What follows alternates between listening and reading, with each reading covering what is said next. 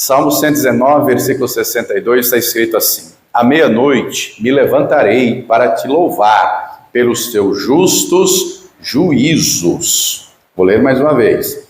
À meia-noite me levantarei para te louvar pelos teus justos juízos. Somente até aqui. Esse salmo inteiro, nós encontramos o salmista tomado pelo Espírito Santo, cantando a respeito da excelência, do imensurável valor da palavra de Deus. Encontramos o salmista usando vários termos para designar a palavra. Aqui, Deus que lemos fala de juízo, está se referindo a Deus, a palavra de Deus. Em outros versículos ele vai falar de lei do Senhor, vai falar de preceitos, testemunhos, estatutos, decretos, juízos, mandamentos, veredas, caminhos. Ele está louvando a Deus, está engrandecendo ao Senhor. E que horário ele se levanta para louvar a Deus? Que horário você leu aí? À meia-noite. E você crê que Deus é digno de todo louvor, de toda honra, de toda glória? Então eu vou ler mais uma vez e você repete após mim. Vamos lá. À meia-noite me levantarei para te louvar pelos teus justos juízos. Você crê que o Senhor vai falar conosco? Por gentileza, ocupem suas mãos, vamos dar ao Senhor e a sua palavra, a melhor salva de palmas que você já deu. Feche seus olhos, aplaudindo e glorificando.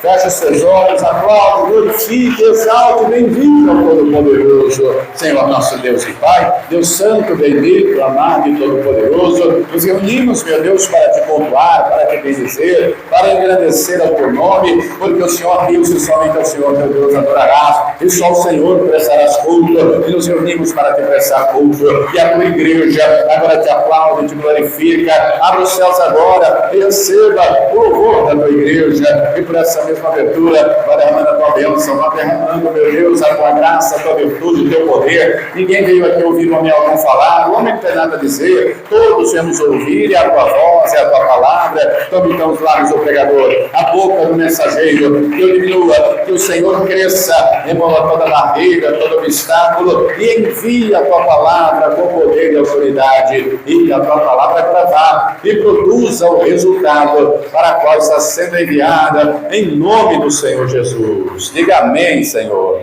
Tome teu assento, por gentileza, mas preste muita atenção, não se distraia. Se você trouxe aí papel e caneta, tome nota do que vai ouvir e aprender. Amém? Se não trouxe papel e caneta, trouxe celular, aí coloque o modo avião e utilize o bloco de notas para você tomar nota. Deus quer que a palavra dele esteja não só no papel, não só no meio digital, mas como diz o versículo 11 desse salmo, o salmista entendeu, por isso que ele disse: escondi a tua palavra no meu coração, para não pecar contra ti. Deus quer a palavra dele na tábua do nosso coração.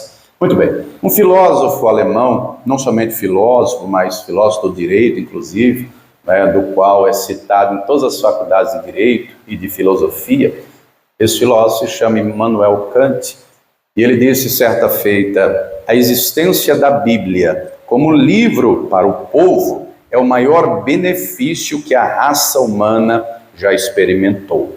Todo esforço para depreciá-la é um crime contra a humanidade. Note, a excelência da palavra de Deus. A Bíblia Sagrada é a palavra de Deus, é a palavra viva. É a palavra viva do Todo-Poderoso. E nesse texto que lemos, o salmista está cantando sobre a importância dos justos juízos do Senhor. E ele deixa claro: à meia-noite eu vou me levantar para te louvar, para te engrandecer, para te glorificar, porque a palavra de Deus, ela é perfeita. Por falar nisso, aliás, aí comigo mesmo no livro dos Salmos, vamos ler isso no Salmo 19. Abra aí comigo no Salmo 19. Versículo de número 7, enquanto você encontra aí, o salmista diz: à meia-noite me levantarei. Meia-noite nesse tempo, minha gente, era literalmente meio da noite, porque as pessoas dormiam cedo e acordavam cedo, não tinha energia elétrica. Nós vivemos em um tempo em que temos aqui, por exemplo, supermercado 24 horas, farmácia 24 horas, academia 24 horas, é verdade ou não é? É uma rotina diária, de dia e de noite. Tem pessoas que trabalham de dia, tem pessoas que trabalham à tarde, tem pessoas que trabalham à noite, é verdade ou não é? Nesse tempo não tinha nada disso. Estamos falando de coisas aí há no mínimo 2.500 anos, a 3.000 anos atrás. O salmista, meia-noite, e dormiam cedo, metade da noite ele se levantava para adorar a Deus. Por quê? Aqui no Salmo 19, encontramos no versículo 7 escrito o seguinte: a lei do Senhor é perfeita. E aqui lei, compreenda, palavra de Deus, tá? Palavra como um todo. O salmista tem nesse tempo somente a lei de Moisés e alguns livros dos profetas. Hoje eu e você temos a revelação completa. Então o entendimento correto é a palavra de Deus de Gênesis e Apocalipse. A palavra de Deus, ela é perfeita e refrigera a alma. O testemunho do Senhor é fiel e dá sabedoria aos simples. Os preceitos do Senhor são retos e alegram o coração. O mandamento do Senhor é puro e alumia os olhos. Mas pense você com você mesmo, você tem reconhecido essa perfeição da palavra de Deus? Você tem dedicado tempo a essa palavra? Essa palavra tem valor para você? Algo tem valor para quem conhece. Para quem não conhece, não tem valor. Você já viu aquela parábola, aquela ilustração, aliás, que o pastor João Ribe conta, de um discípulo que queria saber o valor de algo, e o mestre, para ensinar, deu um anel para ele e falou para ele: olha, vá naquela cidade e vá lá nas joalherias, nos lugares, mostre o anel, pergunte quanto é avaliado o anel, não venda, só pergunta o preço. E o discípulo vai lá com o anel do mestre e sai perguntando e mostrando o anel, e os joalheiros olham, avaliam e dão um preço. E quando o discípulo volta, ele vai dizer: olha, eu encontrei lá, fui lá, do jeito que você falou, mestre, e na joalheria tal, avaliaram em R$1.000. Numa outra joalheria, avaliaram em 1.300. Uma outra joalheria foi 1.500. Aqui, depois de muito andar em todas, a que melhor paga 2.000 no anel. Ele falou: mas não entendi ainda. E o mestre falou: você vai entender, vá na cidade tal, lá você vai procurar a joalheria tal, pede para avaliar lá. E aí o discípulo, obediente, foi lá, levou o anel. E quando ele volta de boca aberta. Ele falou: mestre, que anel precioso, hein? É mesmo? Quanto foi avaliado? Ele falou: o joalheiro disse assim que em cima da hora assim ele só dá 10.000, porque é o que te encaixa, mas a joia na verdade vale pelo menos 14. E aí o discípulo disse: mas eu não entendi ainda, o que é que tem a ver o preço do anel com o valor da verdade? E aí o mestre disse: a verdade tem valor para quem conhece. Esses aí não conhecem não. Eu comprei aquele anel lá e eu paguei foi 15.000. Aquele lá conhece e sabe qual é o valor. Só pergunte para quem está ao teu lado: a palavra de Deus tem valor para você? Você vive ela? Você pratica ela? Ela é verdade na sua vida? A palavra de Deus refrigera a tua alma? Ou nos momentos de angústia e de aflição é a depressão que toma conta? Ou nos momentos mais terríveis da sua vida são as lágrimas que te roubam e deixam a palavra de lado?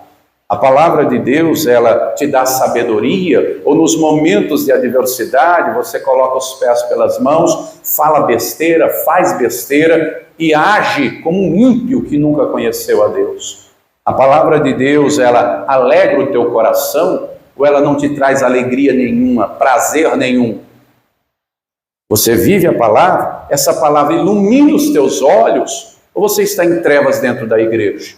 Porque é possível estar dentro da igreja e nunca ter conhecido a Deus. É possível estar dentro da igreja desviado, afastado de Deus. Você nunca leu Lucas 15, o irmão do filho pródigo? Depois você lê lá. Qual é o contexto daquele texto?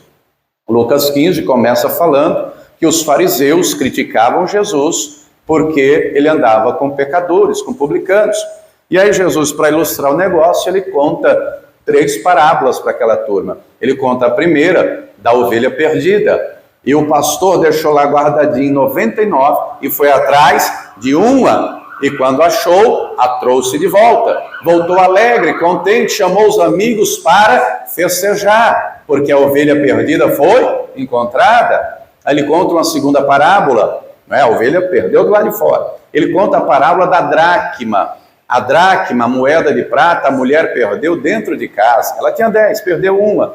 levantou os móveis, fez aquela faxina, varreu tudo, encontrou aquela única dracma, e quando encontrou, chamou as amigas e fez uma festa. E aí Jesus conta a terceira parábola, a parábola conhecida como do filho pródigo. Um pai tem 2 filhos, o mais moço pede a herança antecipada e o pai dá, e o mais moço vai para um país distante, um lugar distante, torra o dinheiro inteirinho, gasta tudo com prostitutas, com vida dissoluta, com bebedeira, com tudo que o mundo tem para oferecer, depois está comendo bolotas de porcos, literalmente na lama, na lona, no lixo. Ele diz: eu caí em mim, eu vou voltar, eu vou dizer para o meu pai: pai, pequei contra Deus e contra ti, deixa eu pelo menos ser teu servo, porque os servos do meu pai têm mais dignidade que eu, os servos do meu pai comem pão, os servos do meu pai têm um trabalho, eu estou literalmente na lama comendo bolotas de porcos. O filho volta ilameado, o filho volta com roupa suja, o filho volta com os pés descalços, e o pai o recebe como? Diga comigo, de braços abertos.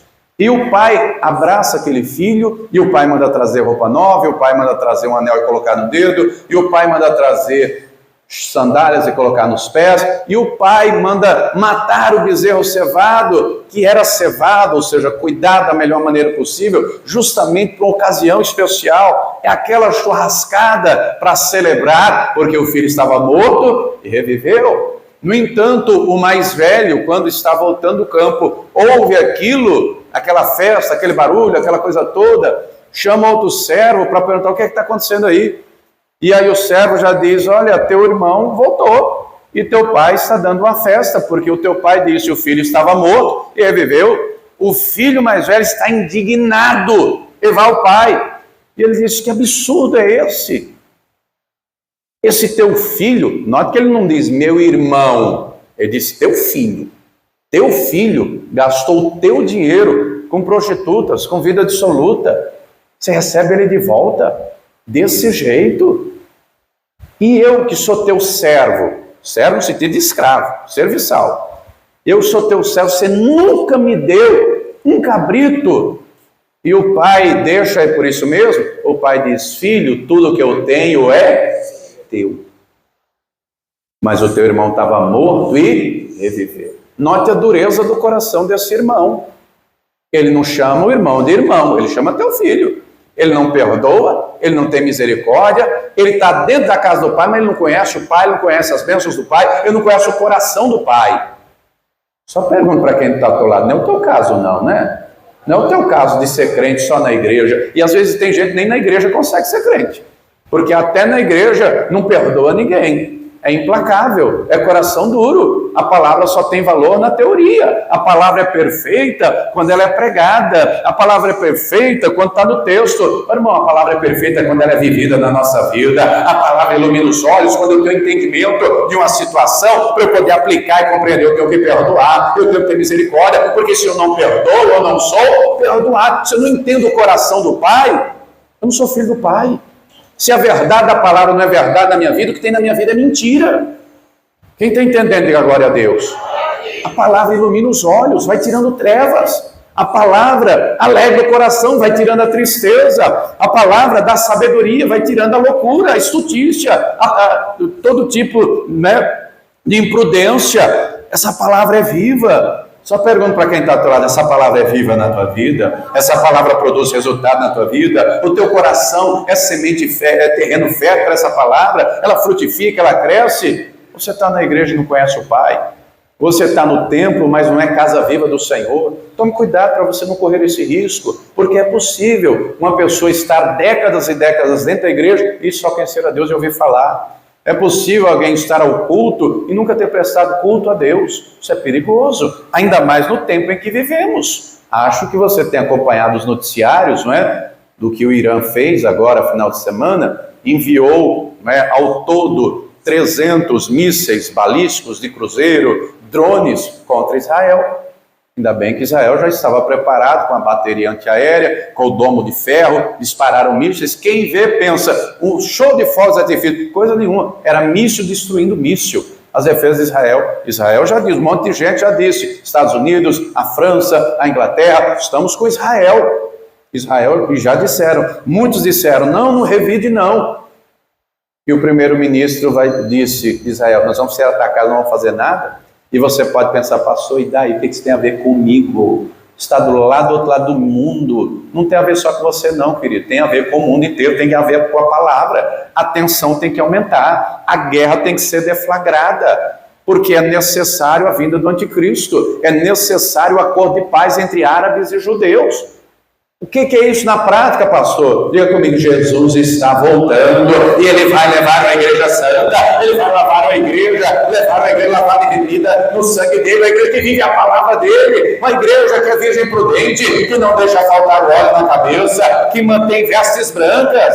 É isso que tem a ver comigo e com você. A palavra está se cumprindo. Nós que precisamos ver, nós que precisamos entender. O salmista, então, como lemos no início da mensagem, se levanta à meia-noite para louvar a Deus, justamente pelos juízos do Senhor, pela palavra de Deus, ser perfeita, ser pura, ser lâmpada para os pés, ser luz para o caminho.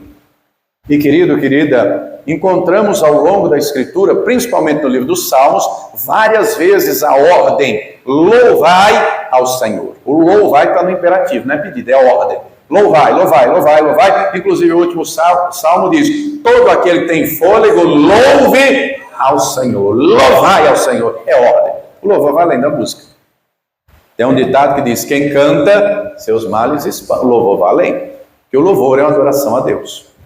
Compreenda você que não é Deus que precisa ser adorado. Diga para quem está ao teu lado, somos nós que precisamos adorar. Deus não tem problema de estima. Deus não tem complexo. Deus não tem nada de Deus, é Deus. Deus é autoexistência, Deus é autossuficiente, Deus não precisa de nada nem de ninguém para nada. Agora, se nós não adorarmos a Deus, tem gente aí adorando pedra, tem gente aí fora adorando árvore, tem gente aí fora adorando rio, tem gente aqui do lado adorando estatueta desse tamanho, de gesso, tem gente adorando estatueta, né, feita de madeira, Brasil afora, mundo afora.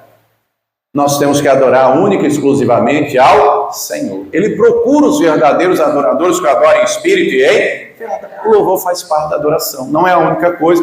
A adoração é estilo de vida. A nossa vida tem que ser para adorar a Deus. Mas o louvor faz parte. Deus criou a música para louvar a Ele, para adorar a Ele. É bem fato e verdade que o Satanás faz de tudo, né, para distorcer a música.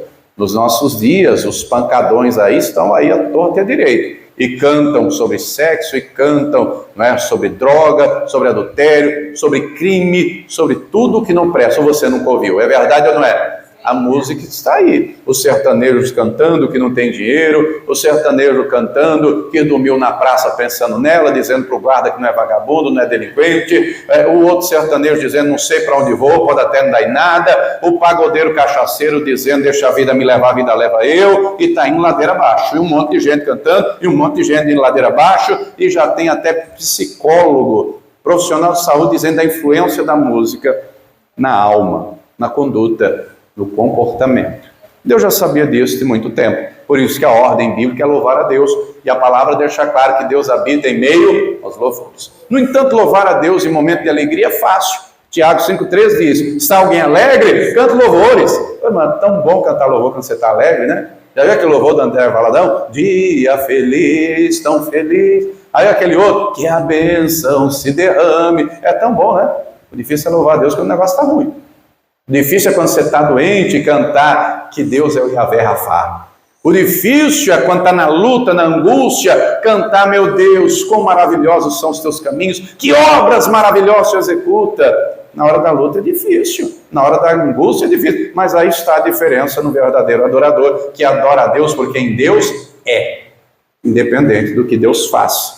Quem consegue entender e discernir, no mundo eu vou ter aflições, eu vou enfrentar lutas, mas é promessa de Deus estar comigo. Diga para quem está do teu lado, Deus não te deixa, Deus não te desampara, Deus não te abandona. Diga, Ele está com você, ainda que seja na hora da alegria, na hora da tristeza, na hora do júbilo, na hora da prova, em todo tempo, em todo instante, em todo momento, Deus está com você.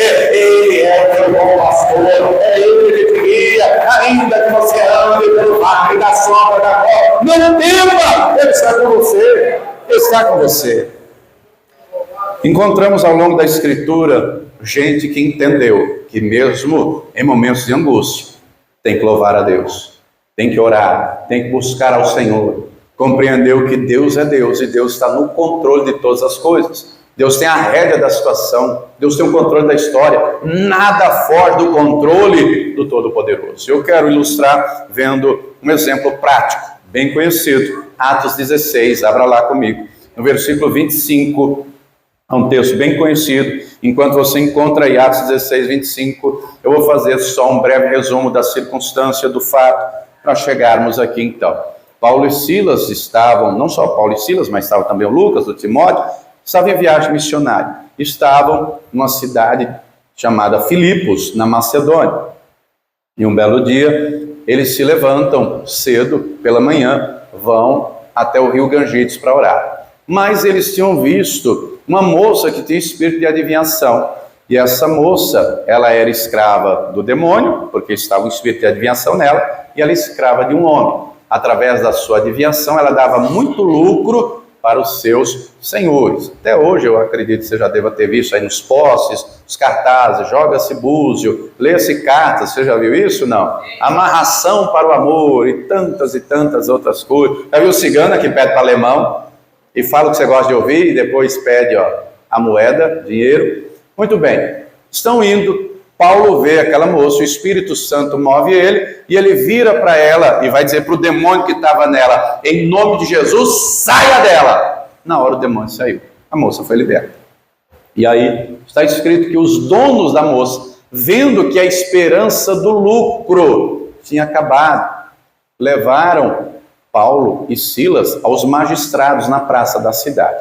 Naquela época o direito era mais rápido, hoje é mais lento, tá? Hoje, só para lhe dar uma pincelada a título de exemplo, a única causa que você sozinho consegue dar entrada, sem um advogado, única, é no chamado juizado especial civil, mais conhecido como pequenas causas. Você consegue dar entrada sem advogado. São causas mais simples, causas de no máximo 40 salários mínimos, e aqui em Carapicuíba, na prática, você vai lá no fórum, você vai aguardar no mínimo 1 hora ou 2 para ser atendido, você vai levar toda a documentação e depois o atendente vai mandar você preencher um formulário e depois vai digitalizar toda a documentação, você vai assinar o formulário que você preencheu, ele vai digitalizar tudo aquilo, ele vai distribuir o processo. Na prática, vai ser no mínimo, para dizer que foi muito rápido, 1 semana, 15 dias para o juiz despachar, vai ser marcada uma audiência que a agenda está para no mínimo 4 a 5 meses, para ter a primeira audiência, que vai ser por videoconferência. Vamos mandar o link no seu celular para você acessar. Se você não tiver condições, você tem que ir lá tem uma sala para você poder participar da videoconferência. E, muito provavelmente, a primeira audiência nem com o juiz vai ser com o conciliador, que depois é um juiz leigo, que depois vai proferir uma sentença para ser homologado por um juiz togado. Isso, na prática, para o direito acontecer, demora um tempinho. Quem já teve causa ou tem causa na justiça, as mais demoradas são contra INSS, trabalhistas, que às vezes é 6 meses, quase 1 ano, para uma audiência, dependendo. Não é? Nessa época que o negócio era mais ligeiro, porque o juiz estava na praça, em praça pública. Levaram lá o Paulo e o Silas e disseram: olha, esses judeus aí estão introduzindo aqui costumes que não são nossos, somos romanos, tem que deixar adivinhar mesmo, tem que deixar o demônio aí mesmo, não tem que expulsar o demônio não. Eu perdi meu lucro por causa dele, ele me deu prejuízo, ele me lesou. E aí o juiz: ah é? Vocês expulsaram o espírito de adivinhação? Expulsamos. Condenados. Guardas, açoitem eles. Açoitaram eles em praça pública. Humilharam eles em praça pública, que expulsaram o demônio. Depois foi dada a voz de prisão. O texto não diz quanto tempo foi a sentença. Se é um dos ministros do Supremo, está condenando por baixo de 17 anos. Quem acompanha os noticiários, 14 a 17 anos por estar só no lugar errado. Imagine por outras coisas. Mas, voltando aqui, eles são lançados no cárcere. Eles são lançados no lugar de segurança máxima. Pés e mãos acorrentados. Costas sangrando, humilhados, maltratados. Só pergunte para quem está do teu lado: você numa situação dessa, você ia fazer o quê? Humilhado, maltratado envergonhado, acorrentado, e Deus deixou tu passar por tudo isso. Tu ia fazer o que com Deus? Ô pastor, ia praguejar até a 1000ª geração. Pastor desviava na hora. Pastor virava aquele... Que é isso, pastor? Sou homem de Deus. Depois da primeira lapada, eu quero ver se era homem de Deus mesmo. Que tem de crente mimimi, que não aguenta nada. Que tem de crente cristal, que se não olha na cara já sai da igreja. Quero ver umas lapadas que nem o Paulo e o Silas tomou. Eles estão no lugar, cárcere interior, é lugar de segurança máxima. Sabe o que tinha lá? Os Marcola da vida. Sabe o que era preso lá? Os Fernandinho Beiramar da vida. Nesse lugar onde Paulo e Silas são, lugar de segurança máxima. O que tu faria numa situação dessa? Ô pastor, eu reclamava. Ô pastor, Deus deixou eu passar por isso. Deus deixou. Deus deixou. Diga para quem está do outro lado, às vezes Deus vai deixar você chorar, viu? Às vezes Deus vai deixar você levar as lapadas da vida. Mas não fica triste não, que mesmo as lapadas vindo, Ele passa a pomada, viu? Ele pega no colo, Ele cuida, Ele está com você na hora da angústia. Tem entendimento então das coisas. O Paulo e o Silas não murmuram. O Paulo e o Silas não reclamam. O Paulo e o Silas não formam uma facção, rebelião para fugir do presídio, para não se revoltar contra Deus. Não pensa em desviar da igreja, que é o que tem muito crente hoje. Eu falei para você, outro dia apareceu um aí com uma conversa meia torta. Chegou um aí, não era daqui não, só veio, né, visitar. Chegou aí um dia à tarde, falou, pastor, preciso conversar um negócio. Eu falei, pois não, pode falar, irmão.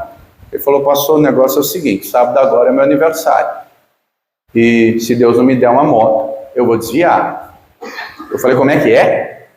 É isso mesmo, sábado agora é meu aniversário. Se Deus não me der a moto, eu saio da igreja. Eu falei, como assim, varão?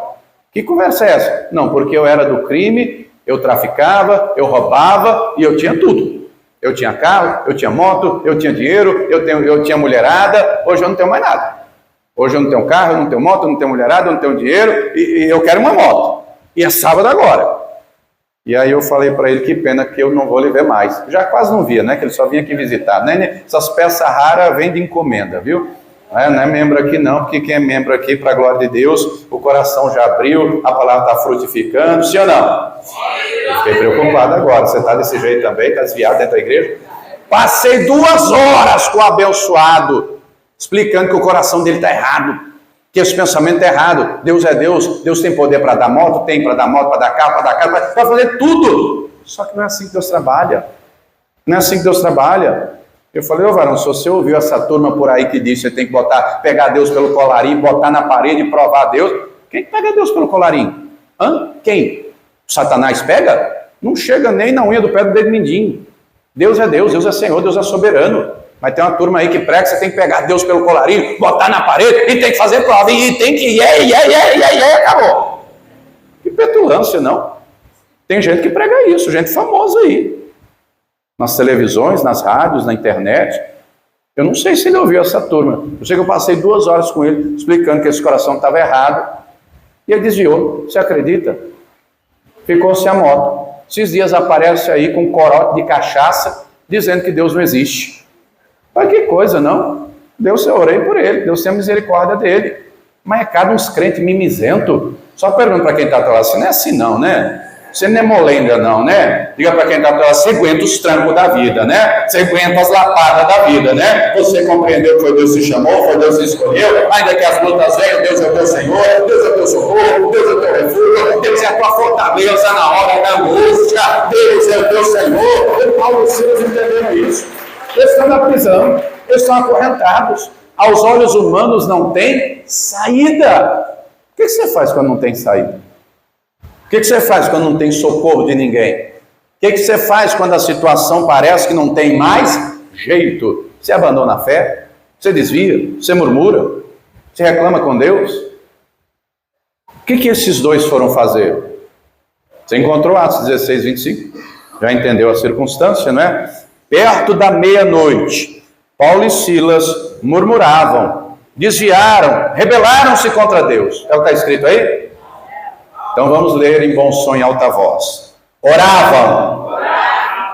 Não, se você entendeu, eu vou repetir de novo. Bom som, alta voz. Vamos lá? 1, 2, 3 e... Oravam e cantavam hinos a Deus. Na hora da luta, na hora da adversidade, é a posição de fé que Deus espera você. É orando, é louvando, é adorando, é confiando. Eu sirvo ao Deus vivo. Eu posso estar preso aqui, mas Deus tem poder para me soltar. Eu posso estar doente hoje, mas Deus tem poder para me curar. Eu posso estar em choro hoje, mas a alegria virá pela manhã. Essa luta de hoje vai ser a vitória da manhã. Esse problema de hoje vai ser o testemunho de amanhã. Deus é Deus, Deus é bom, Deus é fiel. Deus não deve nada a ninguém.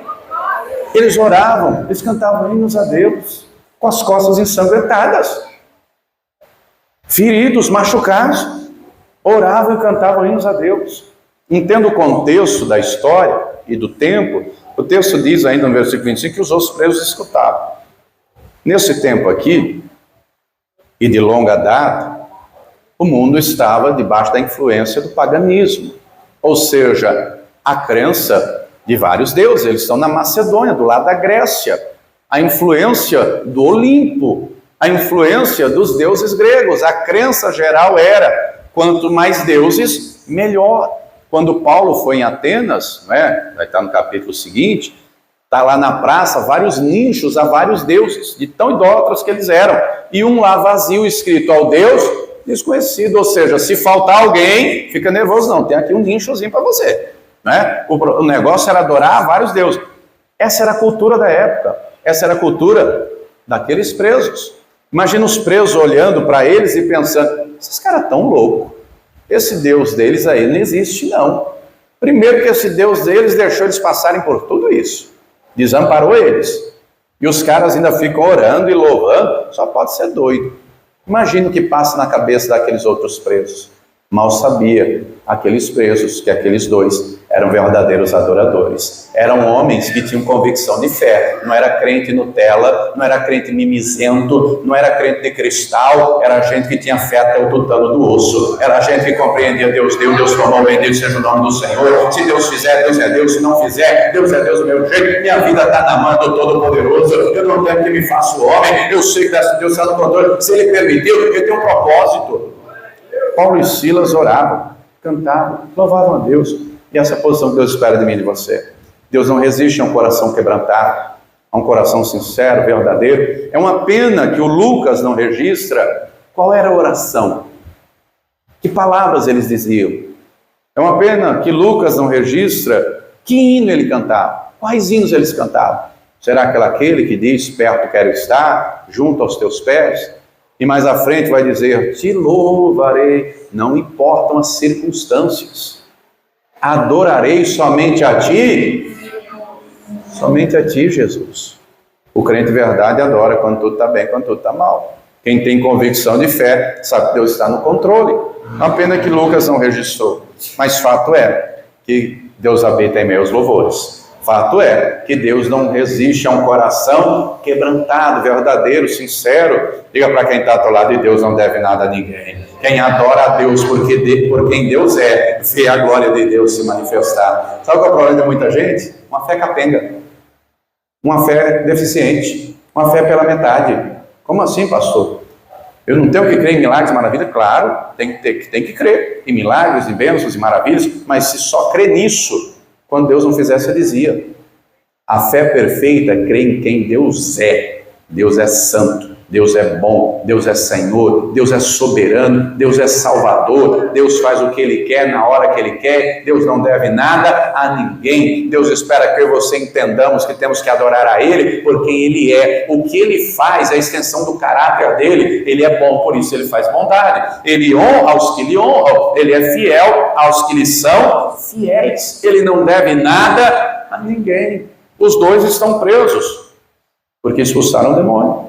Os dois estão presos porque fizeram bem ao próximo, porque praticaram a palavra. Deus que não deve nada a ninguém, no momento oportuno, Deus sacudiu aquela prisão. No momento oportuno, Deus sacudiu os alicerces, versículo 26, e de repente sobreveio um tão grande terremoto, que os alicerces do cárcere se moveram, e logo se abriram todas as portas, e foram soltas as prisões de todos. Diga para quem está do lado: Deus tem terremoto para operar na tua vida, viu? Mas não é para destruir, não. É só para abrir portas, é só para quebrar grilhões, é para operar na tua vida e mostrar que Ele é Deus, Ele é Senhor. Seja você fiel, seja você adorador.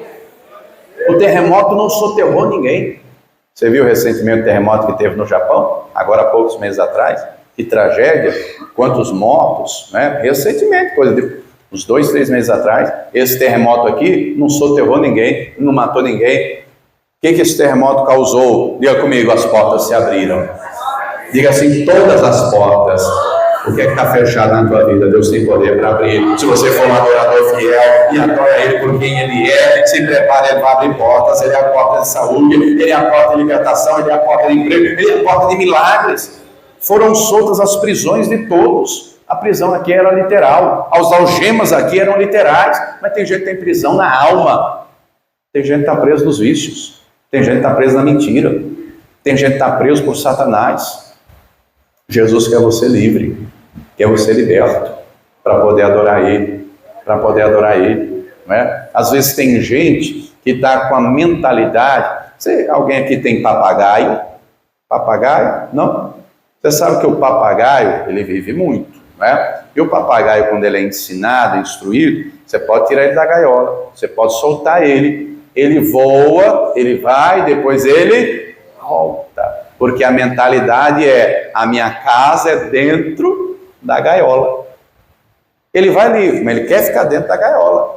Olha que coisa, tem gente do mesmo jeito, está em prisões na alma, tem gente que está preso ao passado de 1900 de Guaraná com rolha, não perdoou, não liberou perdão. Você vai continuar preso até quando?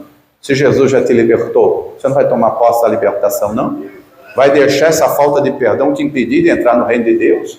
Tem gente que está preso, pastor, mas eu fui rejeitado. Irmão, a palavra diz que Deus se elegeu nele, foi antes da fundação do mundo, antes de você vir no ventre da tua mãe, Deus já te conhecia, Deus já te chamou pelo nome, Deus que te gerou. Quem está entendendo, diga glória a Deus.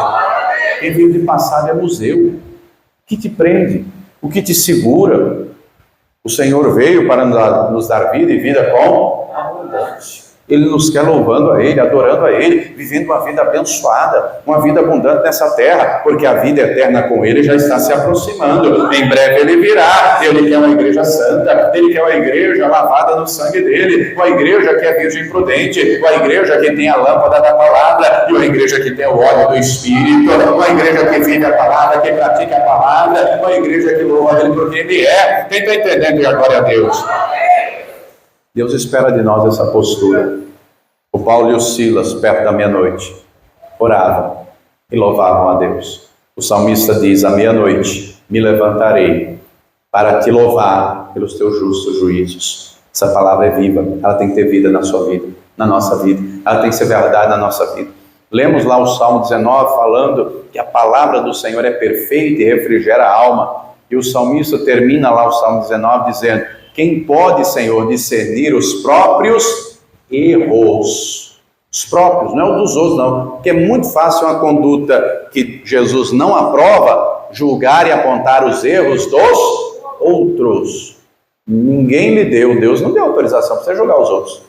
Ele proíbe, ele diz, não julgueis e não cheireis, julgasse. Ele deixa claro, antes de você ver o cisco do olho do outro, vê atrás do teu.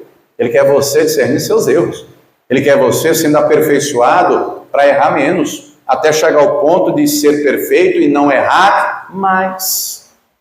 O salmista, entendendo o valor da palavra de Deus, termina o Salmo 19 dizendo que as palavras dos meus lábios e o meditar do meu coração agradem a ti, Senhor. Deus quer um povo fiel, Deus quer um povo adorador. E diga para a pessoa que está do lado, Ele quer ver em você esse povo, Ele quer ver em você esse homem, essa mulher que o louva, que o adora, que glorifica Ele por quem Ele é, quem que acredita, Ele é fiel, Ele muda a história, Ele muda a situação, Ele opera, Ele abençoa, Ele dá vitória. Quem acredita, diga glória a Deus. Se coloque de pé. Nós vamos agora orar. E nós vamos em seguida louvar ao Senhor pelos seus justos juízos. Nós vamos louvar ao Senhor porque a palavra dele ela não volta vazia. Essa palavra tem que trazer refrigério para a alma. Talvez o centro aqui hoje esteja como Paulo e Silas, não preso fisicamente, mas acorrentado por algo que lhe atormenta anos. Talvez você esteja como Paulo e Silas, não preso fisicamente, mas a tua alma está enjaulada, teu coração está entristecido. O que lhe prende? Deus quer você louvando, Deus quer você orando. Ele quebra grilhões, Ele abre portas, Ele opera maravilhas. Deus não quer você crente mimizento, reclamando. Deus quer homens e mulheres que são de barro, homens e mulheres de fé, homens e mulheres com discernimento, entendimento, que têm sabedoria para aplicar, que não somente ouvem, mas praticam a palavra, que se levanta à meia-noite para louvar, para orar, para clamar ao Todo-Poderoso. Querido, querida, quem sabe da sua vida é você, quem sabe das lutas que enfrenta é você. Eu sei de uma coisa: Deus é a saída, Deus é a solução, Deus é a força que você precisa, Deus é o refrigério para a sua alma, Deus é a alegria do seu coração, Deus é a luz que ilumina os teus olhos. Eu pergunto, você quer mais dessa presença santa e gloriosa? Tem fé para orar e louvar o Senhor?